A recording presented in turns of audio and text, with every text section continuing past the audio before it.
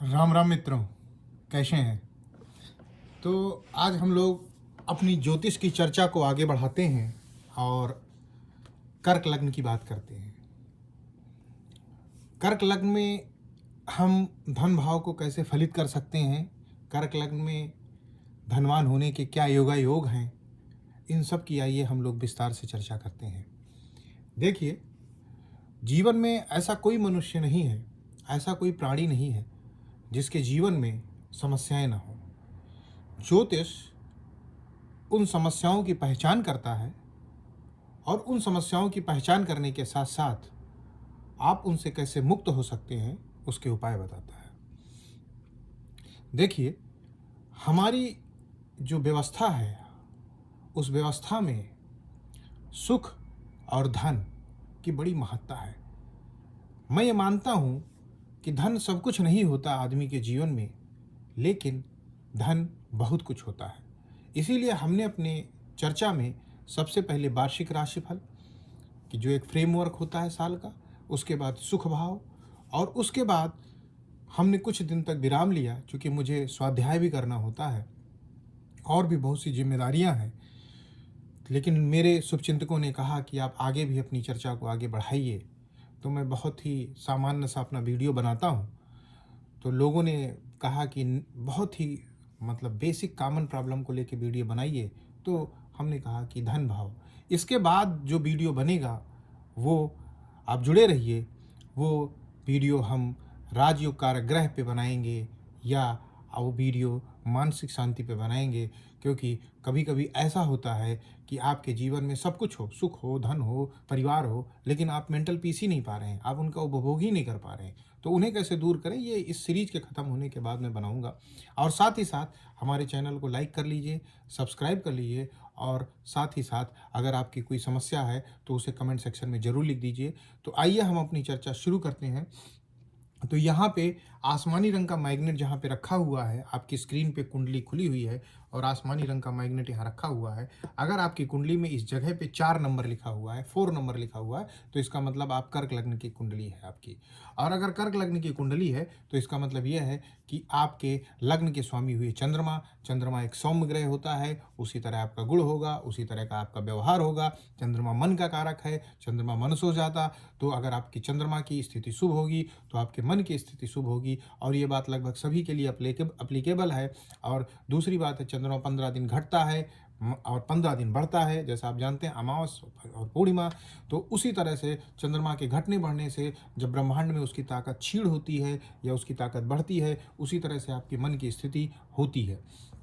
अब आगे बढ़ते हैं। यहाँ पे द्वितीय भाव होता है धन का, और आपका धनेश है पाँच सिंह राशि के स्वामी सूर्य होते हैं। इसका मतलब सूर्य की स्थिति आपके धन भाव को डिनोट करती है। अगर सूर्य की स्थिति अच्छी होगी तो आपके जीवन में धन का प्रवाह बना रहेगा। अगर सूर्य की स्थिति अच्छी नहीं होगी, कमजोर होगा, वीक होगा, शत्रु क्षेत्री होगा, नीच का होगा, अस्तगत होगा, ये सारी कंडीशन है, तो उसी हिसाब से आपके धन की स्थितियों में कमी रहेगी। तो ये एक बहुत सामान्य सा जान लीजिए कि सूर्य आपके जो है धन भाव के स्वामी है, और सूर्य और चंद्रमा प्रत्यक्ष देवता होते हैं जो आपकी आंखों के सामने निकलते हैं। तो आप उनका ध्यान, पूजन, मनन, जो भी एक सामान्य सी पद्धति भारतीय जनमानस में है जिसको बताने की ज़रूरत नहीं है, वो आप अगर करेंगे तो दोनों ही कंडीशन में आपको लग्न का लाभ और धन का लाभ दोनों मिलता रहेगा। अब आइए चर्चा करते हैं कि आपकी कुंडली में अगर शुभ युति कौन सी होती है। अगर चंद्र और मंगल इस कुंडली में 6, 8, 12 भावों को छोड़कर कहीं भी युति बना के बैठे हैं तो ये आपकी कुंडली के लिए एक शुभ स्थिति है। अशुभ स्थिति मंगल प्लस शुक्र, मंगल और शुक्र कहीं युति बना के बैठे हैं तो ये एक अशुभ स्थिति है। राजयोग कारक ग्रह आपका मंगल है, तो आप जान लीजिए मंगलवार आपके लिए कितना इंपॉर्टेंट दिन है, मंगलवार कितना शुभ दिन है आपके लिए। आपकी कुंडली में मंगल ही एक इंपॉर्टेंट राजयोग कारक प्लेनेट है। अब चर्चा शुरू करते हैं योग के बारे में। सूर्य सिंह राशि में हो, मतलब अपने ही घर में बैठा हो, साथ ही साथ मेष राशि में हो यहाँ पे, तो आप मान के चलिए धन के मामले में आप जो है लकी हैं। भाग्य लक्ष्मी सदैव आपके दाहिने कंधे पे विराजमान रहेगी, मतलब आप अपने बाहुबल से धन अर्जित करते रहेंगे। सूर्य यहाँ हो या यहाँ हो तो आप धन के मामले में लकी हैं। सूर्य, जो धनेश सूर्य है, वो मीन राशि में हो, भाग्य भाव में यहाँ पे, तो भी आप अपने बाहुबल से, अपने स्वयं के प्रयासों से धन अर्जित करने में सफल रहेंगे।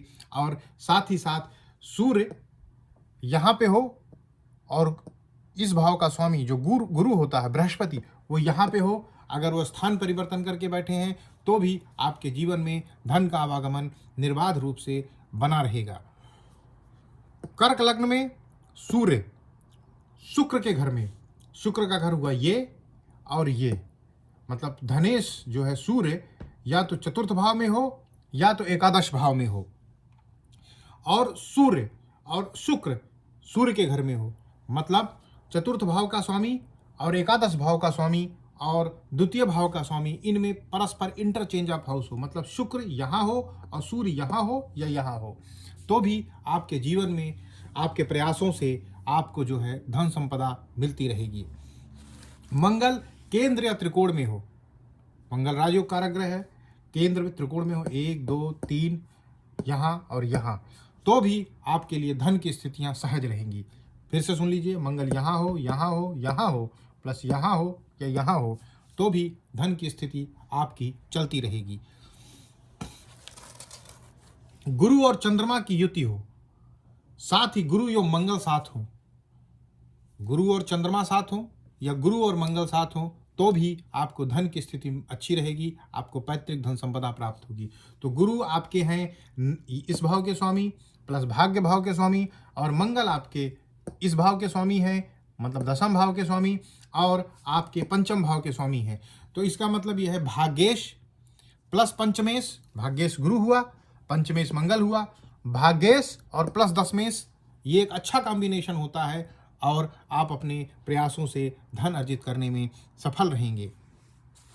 चंद्रमा आपका लग्न का स्वामी यहाँ पे अगर उच्च राशि का हो, तो अगर लग्न का स्वामी उच्च राशि में हो गया तो भी आपकी जय जय है, आपकी बम बम है। आप समझ ही सकते हैं कि आपका कॉन्फिडेंस कितना बढ़ा रहेगा, और लग्न का मजबूत होना ओवरऑल परिस्थितियों पे विजय दिलाने का संकेत होता है, तो उसमें धन भी शामिल है।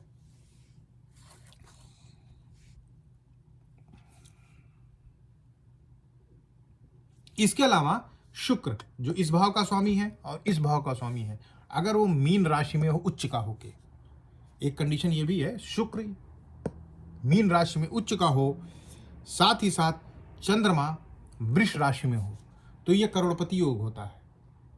अब आज के डेट में धन की संभावना मिलेनियर इसी तरह से चलती है, लेकिन ये एक करोड़पति योग है।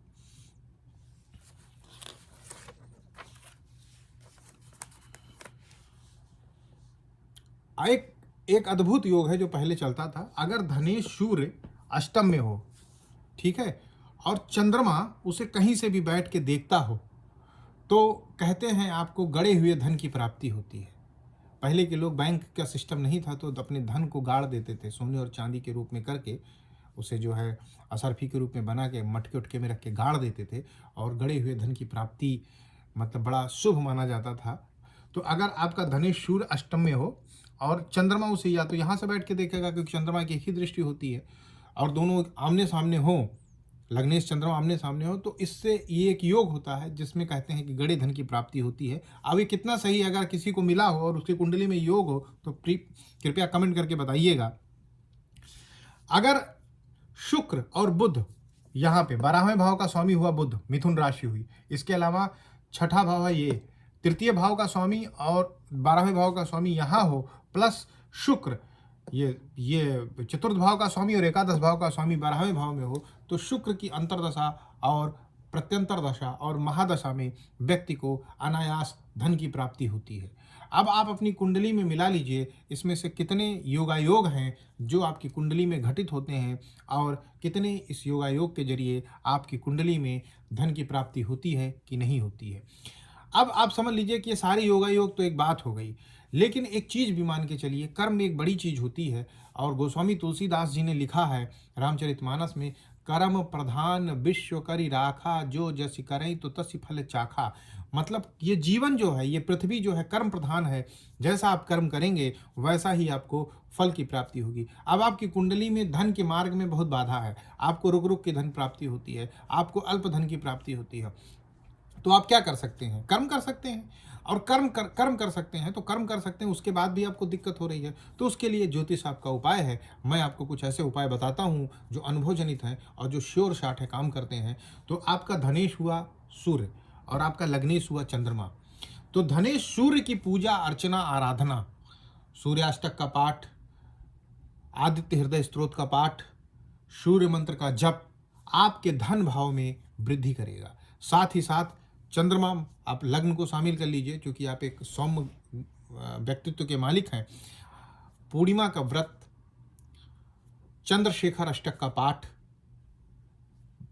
सोमवार और रविवार के दिन किसी भी मंदिर में जाके दर्शन करना, सूर्य के लिए भगवान विष्णु के दर्शन करना, चंद्रमा के लिए भगवान शंकर के दर्शन करना आपके लिए फायदेमंद रहेगा। ये उपाय अगर आप अपने जीवन में अपना लेते हैं, ये उपाय अपने जीवन में कंटिन्यूटी के साथ करते हैं, यकीन मानिए 3 महीना बीतेगा, 90 दिन बीतेगा, अगर ये आप उपाय कंटिन्यूटी से कर रहे हैं, आपके जीवन में चमत्कार घटित हो जाएगा।